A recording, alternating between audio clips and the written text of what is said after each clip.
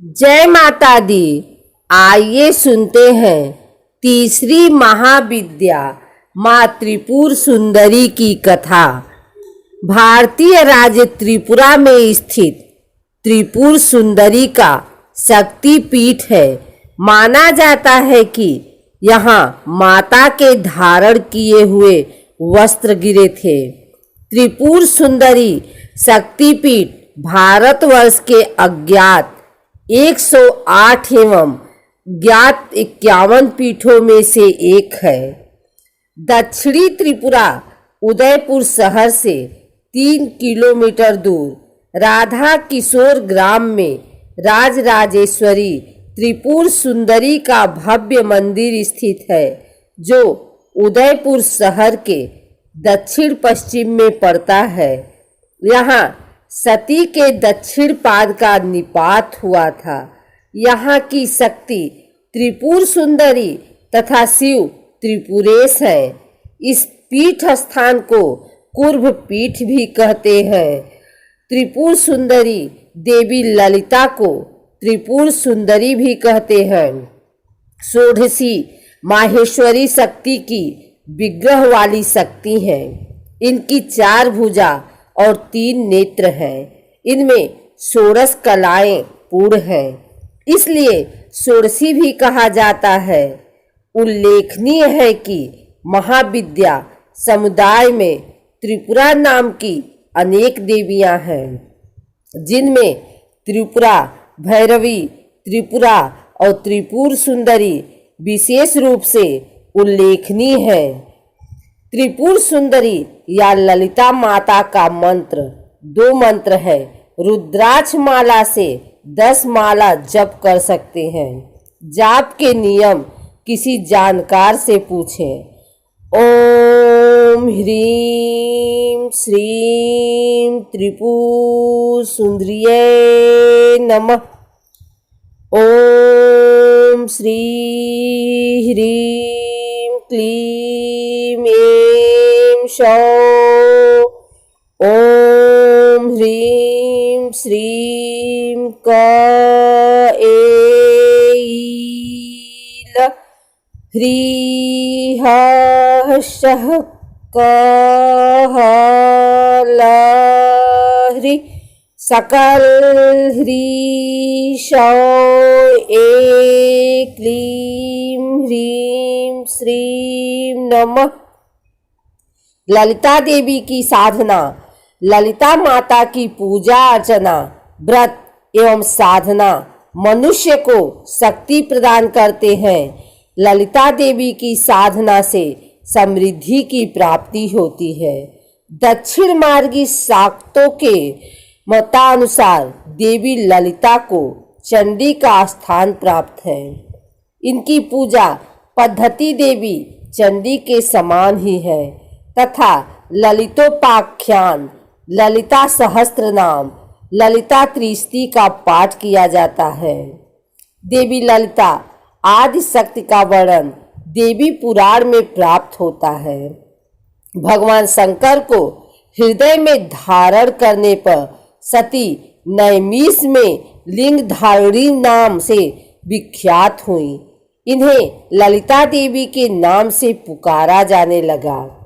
एक अन्य कथा अनुसार ललिता देवी का प्रादुर्भाव तब होता है जब भगवान द्वारा छोड़े गए चक्र से पाताल समाप्त होने लगा। इस स्थिति से विचलित होकर ऋषि मुनि भी घबरा जाते हैं और संपूर्ण पृथ्वी धीरे धीरे जलमग्न होने लगती है। तब सभी ऋषि माता ललिता देवी की उपासना करने लगते हैं। उनकी प्रार्थना से प्रसन्न होकर देवी जी प्रकट होती है तथा इस विनाशकारी चक्र को थाम लेती है। सृष्टि पुनः नवजीवन को पाती है। देवी त्रिपुर सुंदरी शांत मुद्रा में लेटे हुए सदाशिव की नाभि से निर्गत कमल आसन पर विराजमान है। चतुर्भुजी भुजाओं में देवी के पास अंकुश, धनुष और बाण है। देवी के आसन को ब्रह्मा, विष्णु, शिव और यमराज अपने मस्तक पर धारण करते हैं। देवी 3 नेत्रों से युक्त और मस्तक पर अर्धचंद्र धारण करती हैं। देवी त्रिपुर सुंदरी अपने भक्तों की हर प्रकार की मनोकामना को पूरी करती हैं, उनकी हर विपत्ति को दूर करती हैं और उन्हें अभय प्रदान करती हैं। कहा जाता है कि देवी त्रिपुर सुंदरी की पूजा करने से आत्मिक बल, यश और कीर्ति की प्राप्ति होती है। पौराणिक कथाओं के अनुसार देवी त्रिपुर सुंदरी के उत्पत्ति का रहस्य सती वियोग के पश्चात भगवान शिव सर्वदा ध्यान मग्न रहते हुए हैं। उन्होंने अपने संपूर्ण कर्म का परित्याग कर दिया था, जिसके कारण तीनों लोकों के संचालन में व्याधि उत्पन्न हो रही थी। उधर तारकासुर ब्रह्मा जी से वर प्राप्त किया कि उसकी मृत्यु शिव के पुत्र द्वारा ही होगी। समस्त देवताओं ने भगवान शिव को ध्यान से जगाने के लिए कामदेव और उनकी पत्नी रति देवी को कैलाश भेजा।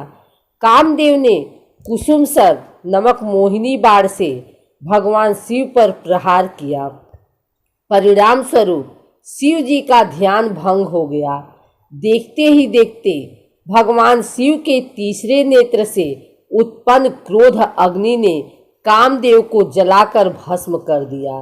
कामदेव की पत्नी रति द्वारा अत्यंत दारुण विलाप करने पर भगवान शिव ने कामदेव को पुनः द्वापर युग में भगवान कृष्ण के पुत्र के रूप में जन्म धारण करने का वरदान दिया और वहां से अंतर्ध्यान हो गए। सभी देवताओं और रति के जाने के पश्चात भगवान शिव के एक गण द्वारा कामदेव के भस्म से मूर्ति निर्मित की गई और उस निर्मित मूर्ति से एक पुरुष पैदा हुआ। उस पुरुष ने भगवान शिव की स्तुति करी। इसके लिए भगवान शिव द्वारा उस पुरुष का नाम भांड रखा गया।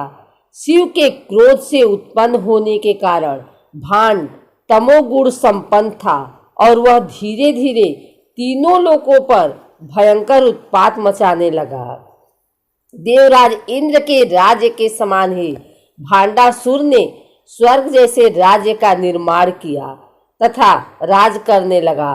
तदंतर भांडासुर ने स्वर्ग लोक पर आक्रमण कर देवराज इंद्र और स्वर्ग राज्य को चारों ओर से घेर लिया। भयभीत इंद्र नारद मुनि की शरण में गए और इस समस्या के निवारण का उपाय पूछा।